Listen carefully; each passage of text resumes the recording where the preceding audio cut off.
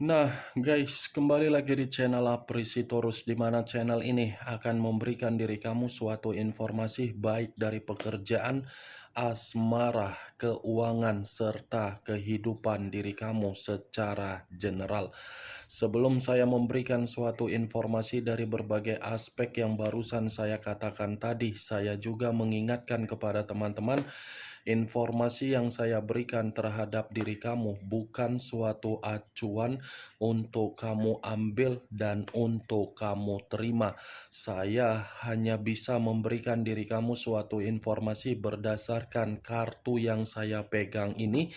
Diri kamu hanya bisa berencana terhadap kehidupan kamu, akan tetapi di balik dari informasi dan perencanaan tersebut, lagi-lagi yang menentukan adalah Sang Pencipta. Sebelum saya mengambil satu persatu kartu yang saya pegang ini secara acak, saya juga mengingatkan kepada teman-teman apabila ketemu dengan channel saya agar menekan tombol subscribe-nya dan menyalakan loncengnya supaya next video saya lebih semangat untuk memberikan suatu informasi baik terhadap kondisi energi kamu, manusia yang selama ini kamu prioritaskan, serta pihak ketiganya. Oke Wak Geng, siang hari ini saya ingin mengarah terhadap diri kamu. Hanya sekedar ingin mengarah dan ingin mengetahui bagaimana posisi pergerakan energi yang kamu miliki untuk siang hari ini. Apa yang kamu pikirkan, apa yang kamu rasakan, dan apa yang ingin disampaikan oleh kartu yang saya pegang ini. Kita langsung saja. Saya akan mengambil beberapa kartu, di mana kartu yang akan saya ambil nanti bisa saja bersifat resonet, bisa saja tidak bersifat resonet. Semuanya saya kembalikan terhadap pola pemikiran kamu, semuanya saya kembalikan terhadap situasi energi yang kamu miliki untuk saat ini.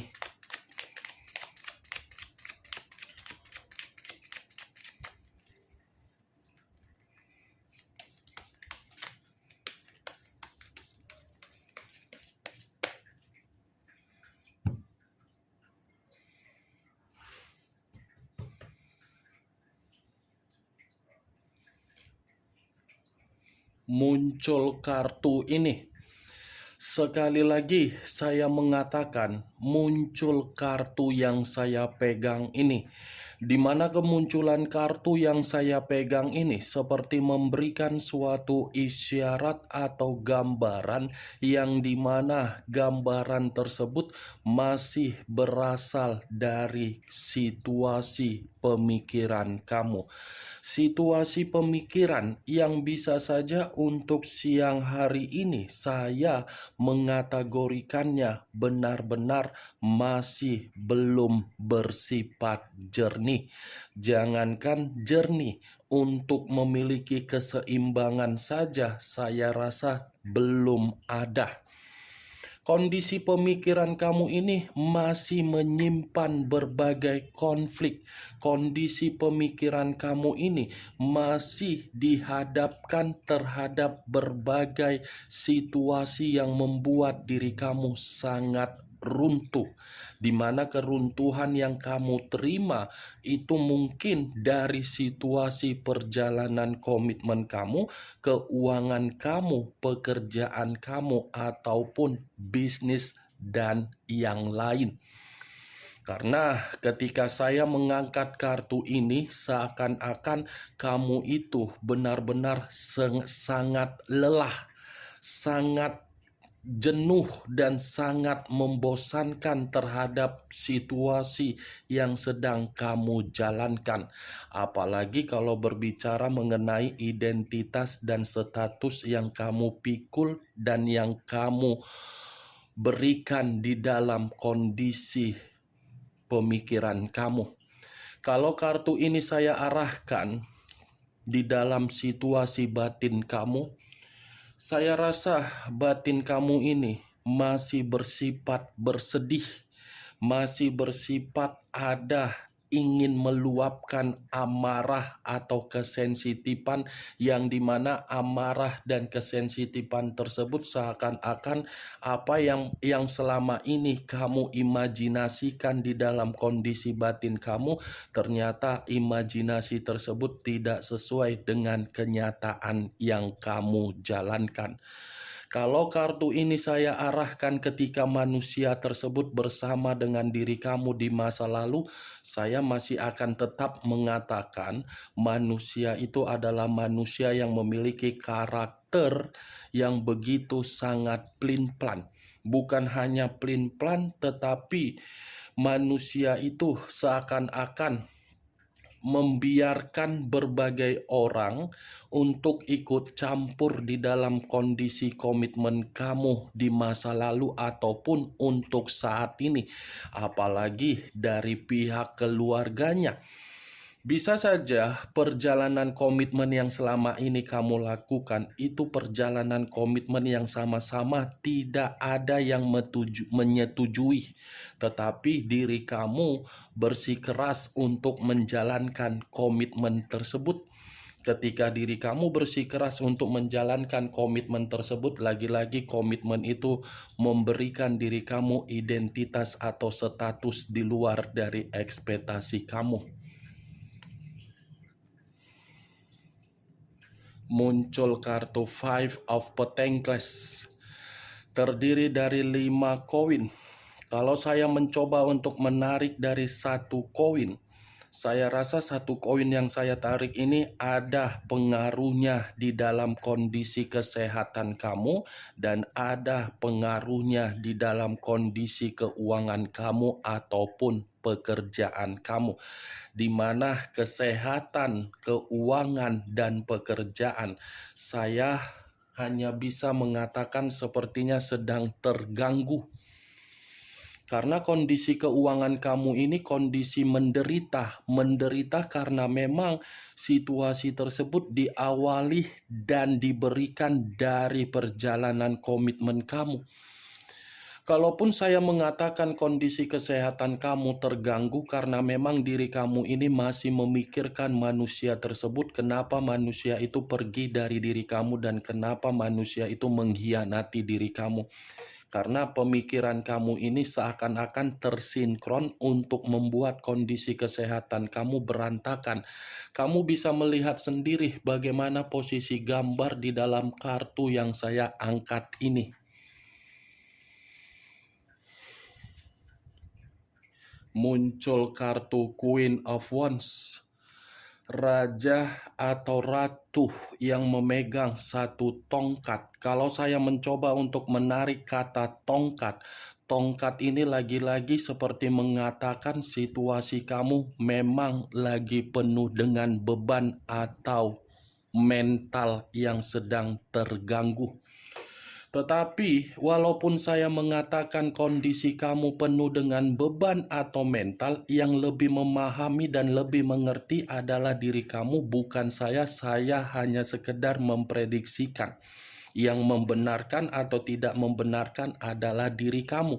Tetapi kalau saya berbicara dari sisi lainnya, ini Queen of Wands seakan-akan kamu itu sudah lebih memprioritaskan diri kamu sendiri dengan kesendirian kamu daripada diri kamu ini lebih memberikan suatu koneksi terhadap berbagai orang.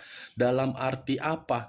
Kamu ini seakan-akan membatasi ruang lingkup kehidupan kamu dengan orang lain karena memang kamu sudah mendapatkan pengalaman yang begitu sangat buruk, di mana pengalaman tersebut sudah membuat diri kamu rugi total, baik secara perasaan ataupun kebaikan kamu, ataupun dari situasi apapun itu. Ini Queen of Wands. Saya hanya bisa mengharapkan diri kamu dan memberikan diri kamu saran.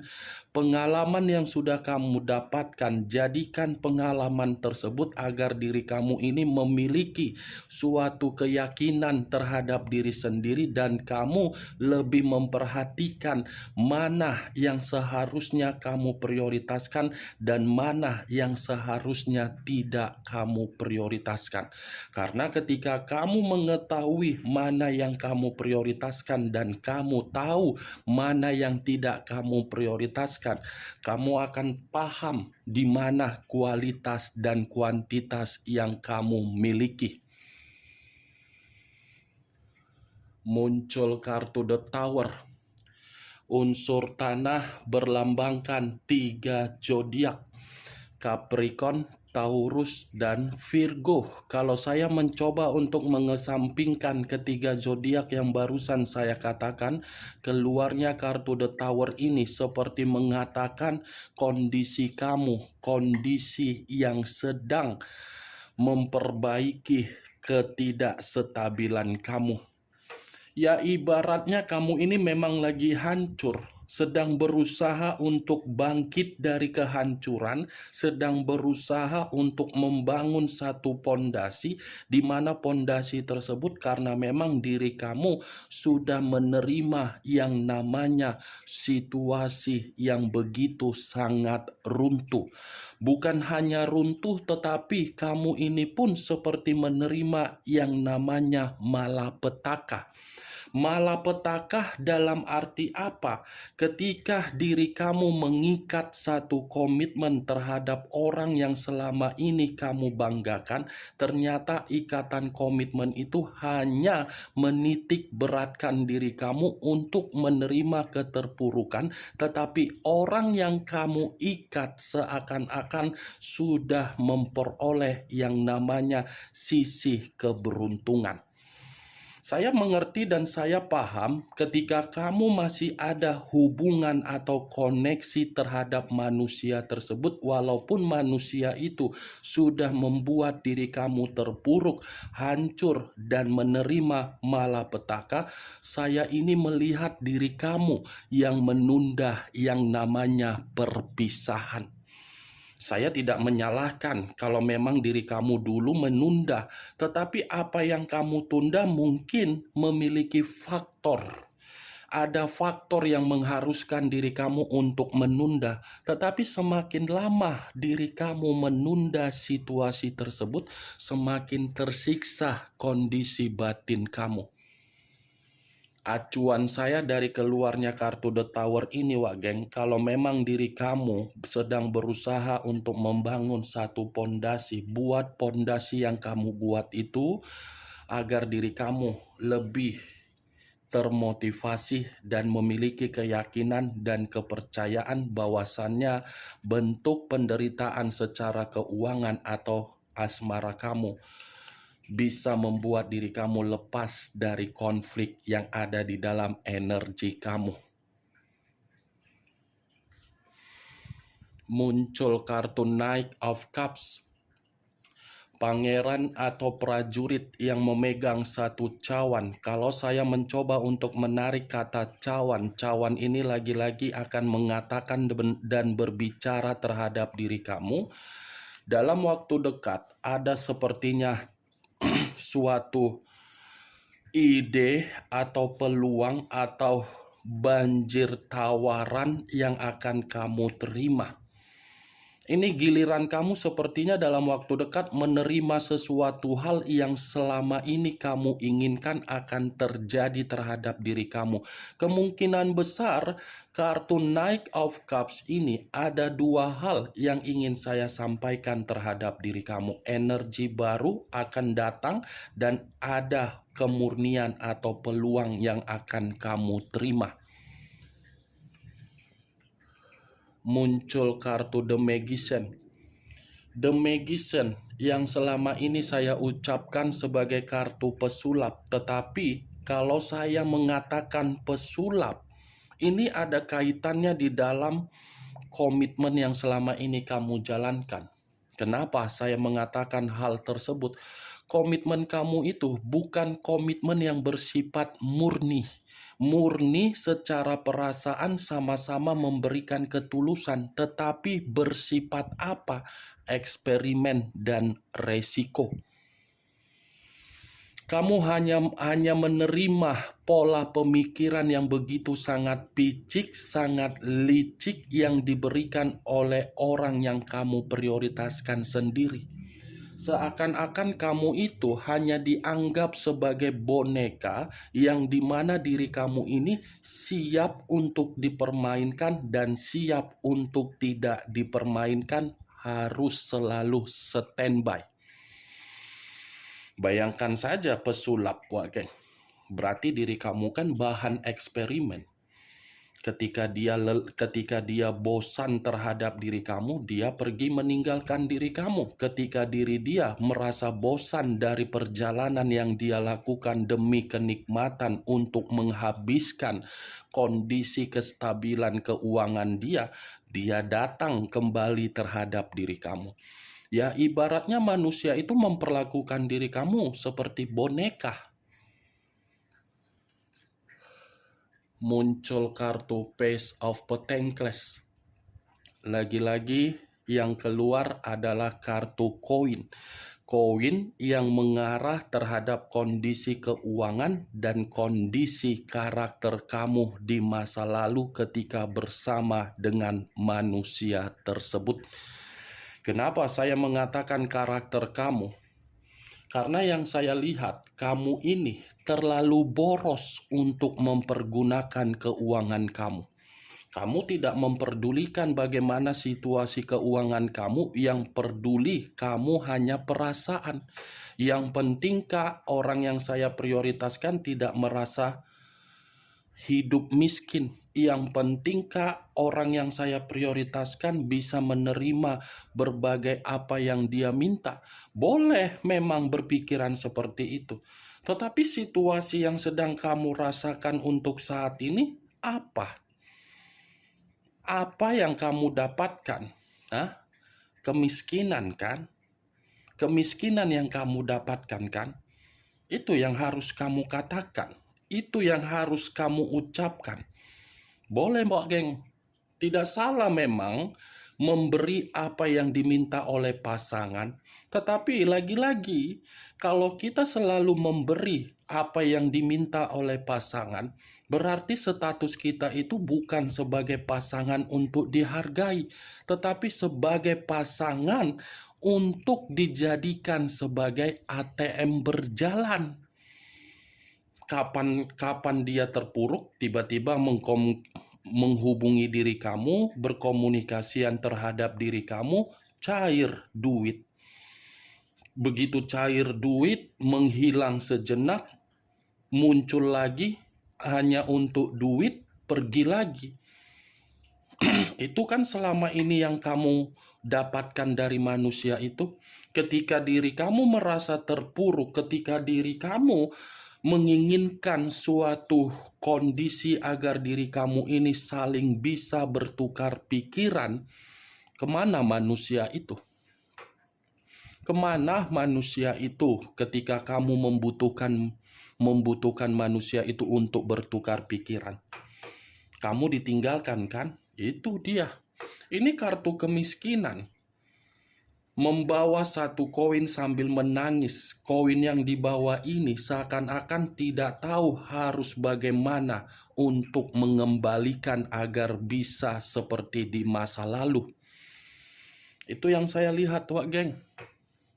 Tetapi kalaupun saya mengatakan dari sudut pandang yang lain, kartu Page of Pentacles ini masih menyuruh diri kamu agar diri kamu ini mengendalikan kondisi keuangan kamu kalau memang kondisi keuangan kamu masih bisa kamu kendalikan. Manfaatkan kondisi keuangan kamu yang masih ada dengan cara berinvestasi atau memberikan dukungan terhadap keahlian yang kamu miliki atau kemampuan yang kamu miliki. Siapa tahu keuangan yang kamu berikan dukungan terhadap keahlian kamu itu bisa membuat diri kamu mendapatkan kemurnian kembali.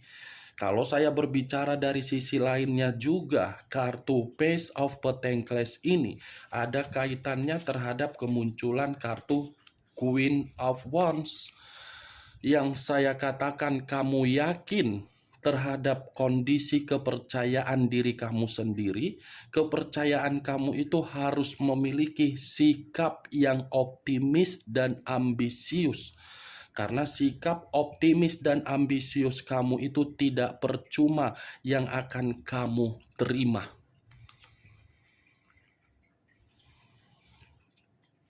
Muncul kartu White Diamond. Hampir sama dengan Black Diamond dan The Moon. The Moon, unsur air, berlambangkan 3 zodiak, Pisces, Cancer, dan Scorpio. Kalau saya mencoba untuk mengesampingkan ketiga zodiak yang barusan saya katakan tadi, keluarnya kartu White Diamond ini. White Diamond ini saya kategorikan sebagai spiritual kamu.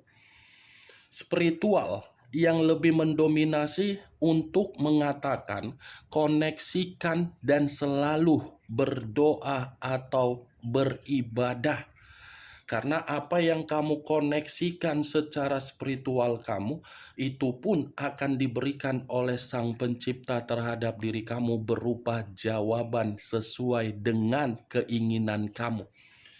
Lagi-lagi, kalaupun saya mengatakan, kenapa diri kamu ini sangat sulit untuk melupakan manusia tersebut, padahal koneksi itu tidak lagi berbicara dan sudah terputus?